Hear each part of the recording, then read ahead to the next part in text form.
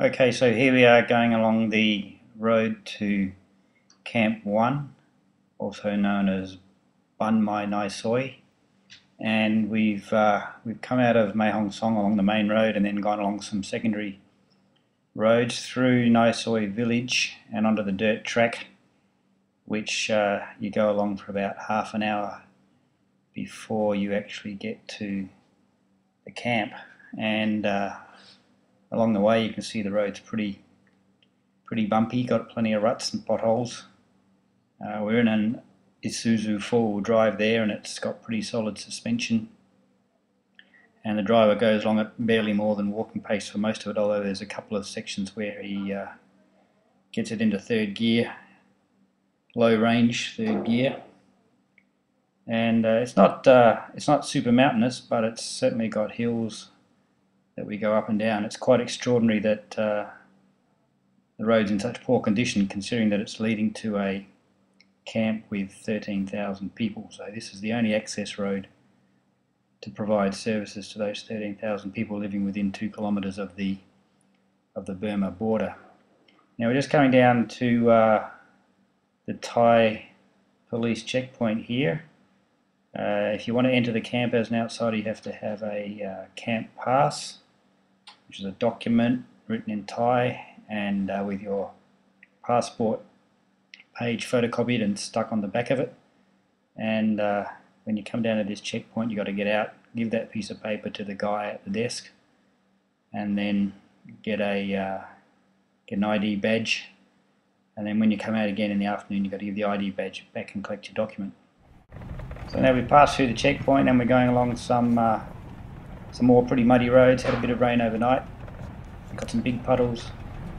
But you can see on the right and left that the land is cleared a little bit. This is villagers' land, which they use for agriculture. A couple of places along the track there was some rice paddies being filled up, ready to be planted. And there's plenty of bananas and pawpaws and sweet potato being grown off to the side of the road, but at this section it's not really accessible for the people in the camp. Even though we've gone through the checkpoint, we're not actually in the camp yet. We're still in the local villagers' land, so this land isn't really accessible to the villagers, although in a minute we're going to come up to a bit where they're clearing it, and there is talk that the people in the camp are actually going to be able to plant some food there. The camp itself is very crowded and there's only a little bit of room for a few vegetables, often on very steep hillsides, so people can't really grow enough for themselves. They rely on rations provided by aid agencies. You can just see we're coming up to a spot here. That hill on the right is where they're clearing land, and there's talk that the camp people will be able to plant crops there. That truck off on the right had a digger on it, which had been up there clearing some of the bush. It looks like it's an old form of banana plantation actually. There's a lot of banana and they're just clearing the weeds and stuff that's grown in between the bananas.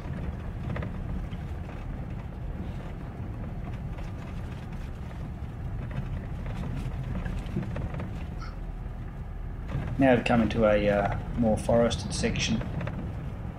Quite a few big trees, plenty of rainfall in this part of the world.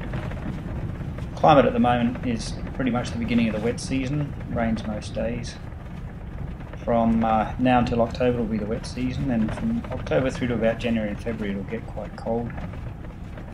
Some people say in the camp can have maximums only 15 degrees during the winter, down to 7 degrees overnight. So that's quite cool for a semi-tropical place. But at the moment it's pretty much 30 something every day. After the cool season there'll be a dry hot season where it'll be 40 degrees and the farmers will start burning off the fields and it'll be very smoky. At the moment it's quite green and lush, as you can see. Heading down through a bit of a cutting. The road doesn't get any better. Plenty of mud and water around the place.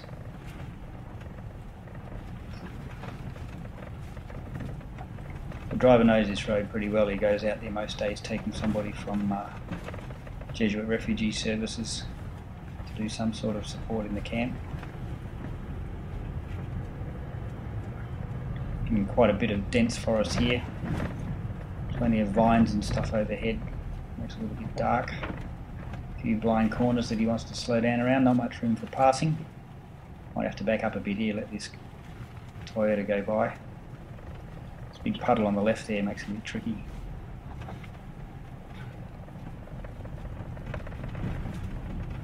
And there's a nice little puddle of water there to go through. Bit of a drop down, or jump up or something.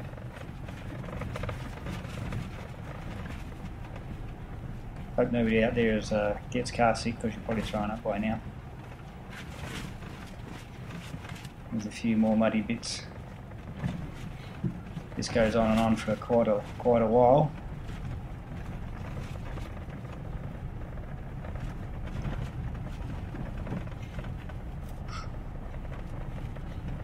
Even though the road's wet, it's not too slippery, it's not really clay, there's a little bit of a mixture of clay. You can see that little scooter there, he manages to get through alright, even though it's wet and muddy.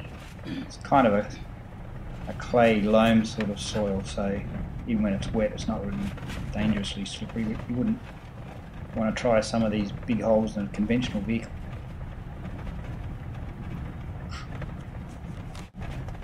Now we're in the camp itself. We've just come through the front gate and we're driving up through the main road. You can see the houses and so on are right up against the road with their bamboo fences there.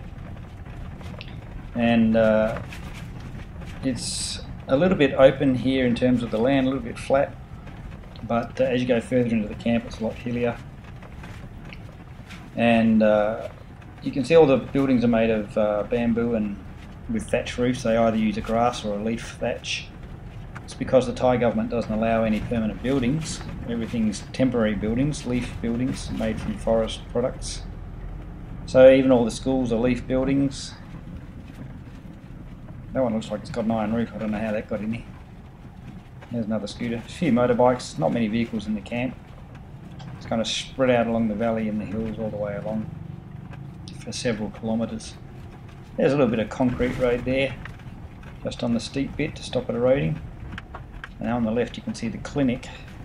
There's 2 clinics for 13,000 people, that's the main one. And I think we're going to end it just about there.